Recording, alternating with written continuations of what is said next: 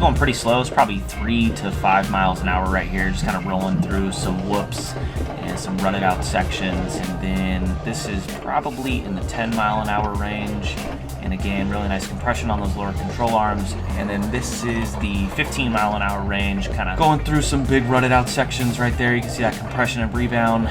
Then we get a little bit quicker up into the 20, 30 mile an hour range here. Not hitting too many big rutted out sections, but a couple little whips and dips here and there. These things are putting in work.